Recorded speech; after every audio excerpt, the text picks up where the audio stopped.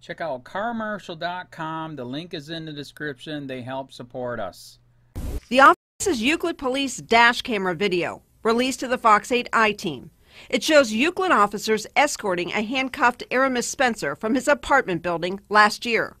But the focus now is not what you see, but what you're about to hear from an officer. Spencer said then Officer Michael Amiot and Officer Shane Rivera used excessive force during the December 2016 arrest, something the union representing the officers disputes. This dash camera video is from an officer who arrived at the scene after the arrest. A little excitement.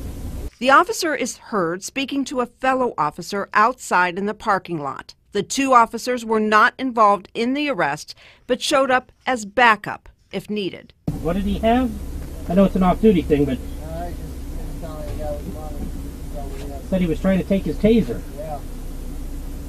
That would be a damn shame. I guess I'd have to shoot. The attorney who represents Spencer in a civil lawsuit against Euclid Police says he finds the remark offensive. I mean, it's disgusting and it's shocking and it's hard to believe. He says his client had a small amount of marijuana and was cooperative with police. He said officers kicked and used a taser on his client and broke his orbital bone. And it also says to me that it's system-wide, right? I mean, it's the department. It's department-wide because, you know, was this guy disciplined for this statement? Police officials were not able to talk to us on camera, but said they were not aware of what the officer said. They said no discipline has been issued, but they are reviewing the matter. We were not able to reach officials with FOP Lodge 18 who represent Euclid officers to discuss the comments made by the officer.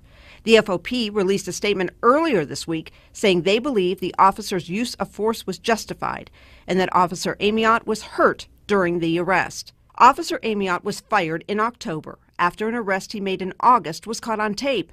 During that arrest, Officer Amiot can be seen punching Richard Hubbard, who was stopped for a traffic violation. All charges against Hubbard were dismissed last month.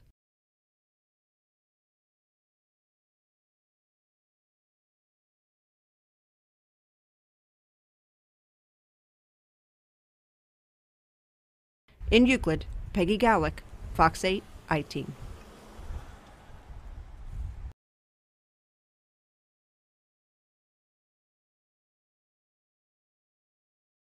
Video, shoot the NR, cops brutally beat man then express regret for not killing him.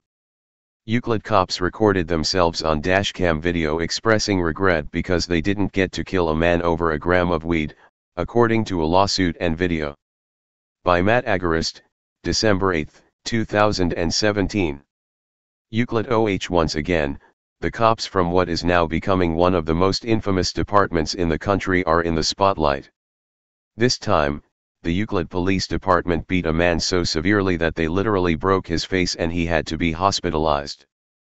Also, after they arrested him, two officers were caught on the dashcam expressing their disappointment that they didn't kill him.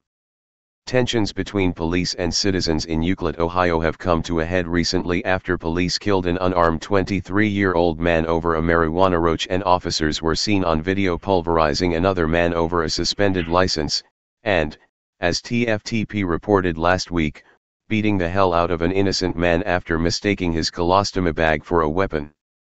The most recent black eye on the department stems from the arrest of Aramis Spencer.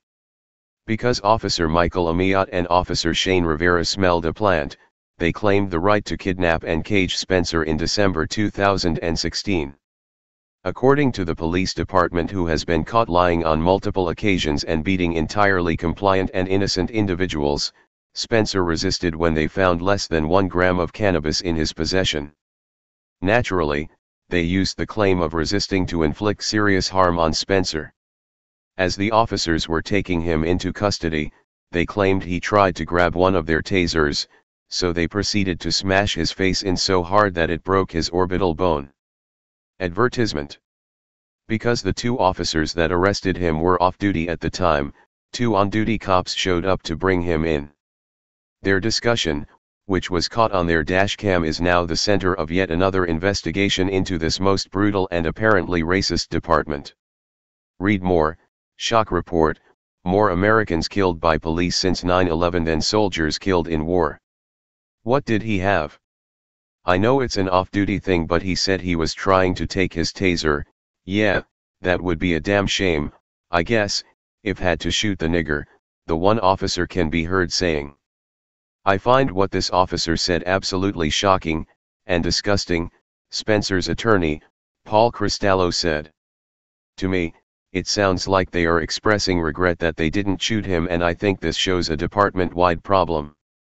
Spencer was arrested that night on multiple charges trumped up by the cops. He was facing charges of drug abuse, resisting arrest, criminal damaging, and theft, but he had done none of those things. The theft charge stemmed from Officer Amiot saying that Erimias tried to steal his taser, Cristallo said. He also charged him with criminal damaging because when they were tasering him numerous times, part of a piece of plastic broke on the taser. That was one thing, and apparently Officer Amiot said his sunglasses got broken during what was essentially a beatdown on Erimias. Once the case went to court, all charges except for the drug charge were thrown out. Spencer has since filed a lawsuit against the department alleging that the officers violated his constitutional rights when they beat him to the point of hospitalization over a gram of a plant. Spencer's possession of what was allegedly less than 1 gram of marijuana was the justification for charging him with drug abuse, the lawsuit states. It is noteworthy that Ohio law considers the possession of less than 100 grams of marijuana to be a minor misdemeanor, not punishable by jail or even arrest, with a maximum fine of $150.00. Read more. Cop fired for beating a nonviolent, handcuffed man on video, gets job back and back pay.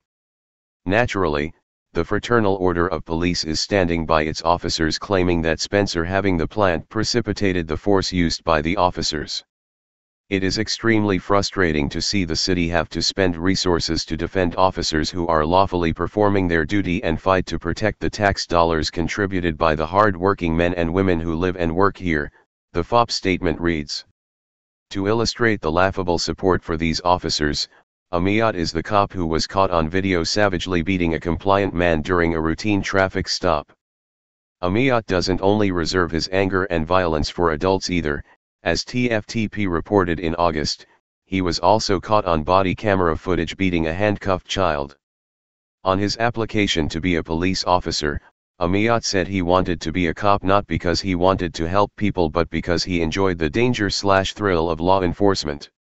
Sadly, because Ohio apparently has no standards when it comes to hiring cops, a trail of blood and rights violations is left in the wake of this sadistic public servant. As for the racist cops caught on the dash cam regretting the fact that they didn't get to shoot the nigger, their names have not been released and the department claimed they had no knowledge of the footage.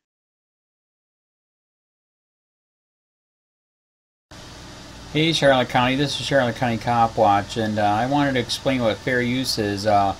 You can use pieces of news articles if you're doing it for news reporting, you have commentary, and you're doing it for education purposes. So that's what fair use is, as you can see right here.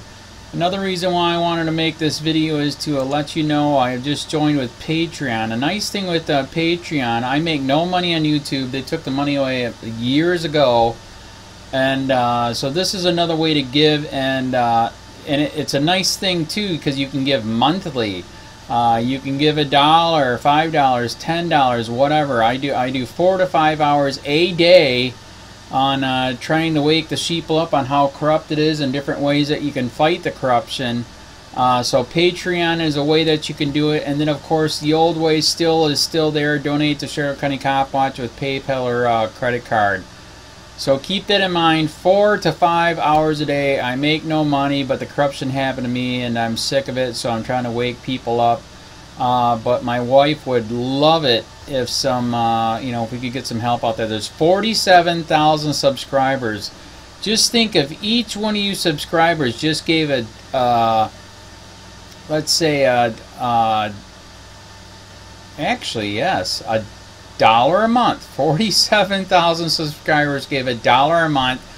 That would be awesome. That's not going to happen. But anyways, that would be great if it did happen. But you know, do the math in your head. Just think about it. Like I said, 4 to 5 hours a day. I get no money from YouTube. YouTube has gone nuts. You can't do anything anymore. They're taking the money away everywhere. So these are a couple different ways that you can still help out with all this time that I put in. And as you know, I'm in a special situation where, you know, at least I can do it. You know, 4 to 5 hours a day. We have a cleaning company during the day. That's what allows me to do this, and we're debt free. So this is my hobby. I don't go fishing and all that other crap. I try to save the world. So help me out to make the wife happy, man. In fact, if you guys did give $1 a day, and there was 47,000 of you, and you did it, and each of you gave $1, and that was every month, oh my God, yes, I could quit. I could start suing them. Another idea too that we have is, you know, if I got, you know, some funds, we could actually contact everyone that has been ticketed and or arrested and put in jail and start sending them postcards to let them know we're here, and to see if everything went all right, and if it didn't, find out their story. So we could even do more investigations and more lawsuits. Lawsuits take money. So just think about that. You know, 47,000 of you so far right now. You know, $1 a day. I mean, $1 a month on Patreon, or $5 a month Patreon, 10, 20, whatever. Just do the math in your head. Help out. This is a lot of work every single day. Thanks.